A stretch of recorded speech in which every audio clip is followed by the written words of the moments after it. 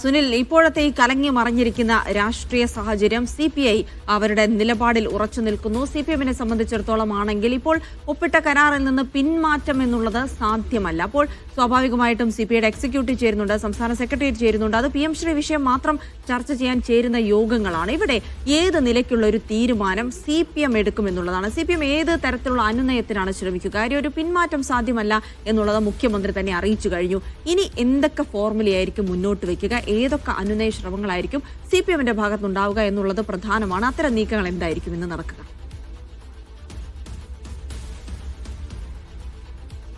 കേരള രാഷ്ട്രീയത്തെ സംബന്ധിച്ച് അതിനിർണായകമായ 2 സംസ്ഥാന നേതൃയോഗങ്ങളാണ് ഇപ്പോൾ അല്പസമയത്തുള്ളിൽ ചേരാൻ പോകുന്നത്. 9:30 ആലപ്പുഴയിൽ CPI-യുടെ എക്സിക്യൂട്ടീവ് യോഗം ചേരും. തൊട്ട് പിന്നാലെ 10 മണിയോടുകൂടി CPM-ന്റെ അടിയന്തര സെക്രട്ടേറിയറ്റ് യോഗവും വിളിച്ചു ചേർത്തിട്ടുണ്ട്. മറ്റ് പരിപാടികളൊക്കെ അല്പസമയം മുമ്പ് വിജിൻ പറഞ്ഞതുപോലെ എല്ലാം റദ്ദ് ചെയ്ത് മുഖ്യമന്ത്രിയുടെ തന്നെ നേതൃത്വത്തിലാണ് സെക്രട്ടേറിയറ്റ് യോഗം ചേരുക. അഖിലേന്ത്യാ ജനറൽ സെക്രട്ടറി MA ബേബി അടക്കമുള്ള ആളുകൾ പങ്കെടുക്കുന്ന യോഗം. ആ യോഗം നിർണായകമാണ്. ആ യോഗത്തിൽ എന്ത് തീരുമാനമെടുക്കുമെന്നത് സ്വാഭാവികമായും കേരളത്തിലെ ഇടതുമുന്നണിയെ സംബന്ധിച്ച് ഏറ്റവും നിർണായകമായ കാര്യമാണ്. ഇടതുമുന്നണിയിൽ ചർച്ച ചെയ്യാതെ, മുന്നണി മര്യാദകൾ പാലിക്കാതെ ഇത്തരത്തിലൊരു പദ്ധതിയിൽ ഒപ്പുവെച്ചതിൽ മുന്നണിക്കുള്ളിൽ തന്നെ അല്ലെങ്കിൽ CPM-നുള്ളിൽ തന്നെ എതിരഭിപ്രായങ്ങൾ ഉണ്ടെന്ന് നമ്മൾ കഴിഞ്ഞ ദിവസം ചേർന്ന സംസ്ഥാന സെക്രട്ടേറിയറ്റിന്റെ വാർത്തകളൊക്കെ പുറത്തു വന്നപ്പോൾ കണ്ടതാണ്. എന്തിനു വേണ്ടി ഇത്തരത്തിൽ വലിയൊരു ഫണ്ടിന് വേണ്ടി ഇടതുപക്ഷത്തിന്റെ നയങ്ങളെ, മൂല്യങ്ങളെ ഒക്കെ ബലി കഴിക്കുന്ന തരത്തിലേക്ക് പോവേണ്ടിയിരുന്നു എന്ന ചോദ്യം CPM-ലെ തന്നെ ചില വിഭാഗങ്ങൾക്ക്, ഒരു വിഭാഗം നേതാക്കൾക്കുണ്ട്. അതിനിടയിലാണ് CPM-ന്റെ സംസ്ഥാന സെക്രട്ടേറിയറ്റ് യോഗം ചേരുന്നത്.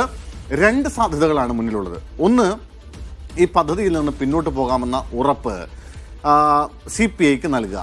അതല്ലെങ്കിൽ നിലപാടിൽ ഉറച്ചു നിന്ന് CPI-യെ കാര്യങ്ങൾ പറഞ്ഞ് ബോധ്യപ്പെടുത്താൻ സാധിക്കുമോ എന്ന് തത്വത്തിൽ അതിൻ്റെ ചുമതല, ആ ചർച്ചകളുടെ ചുമതല മുഖ്യമന്ത്രിയെ ഏൽപ്പിക്കുക. ഇത് 2ലും പ്രശ്നങ്ങളുണ്ട്. ആദ്യത്തേതാണെങ്കിൽ ഈ പദ്ധതിയിൽ ഒപ്പുവെച്ചതിന് ശേഷം അതിൽ നിന്ന് പിന്നോട്ട് പോകാൻ നിയമപരമായ ഒരുപാട് തടസ്സങ്ങളുണ്ട്. അതായത് PM ശ്രീ പദ്ധതിയിൽ ഒപ്പുവെക്കുന്നതോടുകൂടി 2020-ലെ ദേശീയ വിദ്യാഭ്യാസ നയം നടപ്പിലാക്കാം എന്ന കരാറിൽ കൂടിയാണ് സംസ്ഥാനത്തെ വിദ്യാഭ്യാസ വകുപ്പ് ഒപ്പുവെക്കുന്നത്. അതിൽ നിന്ന് നമുക്കിഷ്ടമുള്ളത് എടുക്കുക, അതല്ലാത്തത് നടപ്പിലാക്കാൻ കഴിയുക, അങ്ങനെയൊന്നും കഴിയില്ല. ശിവൻകുട്ടി പറയുന്നത് ദേശീയ വിദ്യാഭ്യാസ നയം നടപ്പിലാക്കില്ല, പക്ഷേ PM ശ്രീയുടെ ഫണ്ട് വാങ്ങാം. നമ്മൾ പറയുന്നതനുസരിച്ചാണ് ഇവിടെ കാര്യങ്ങൾ ചെയ്യാൻ പറ്റുക, നമ്മൾ പറയുന്നതനുസരിച്ചുള്ള സിലബസാണ് ഇവിടെ പഠിപ്പിക്കുക എന്നൊക്കെയാണ്. അങ്ങനെയല്ല.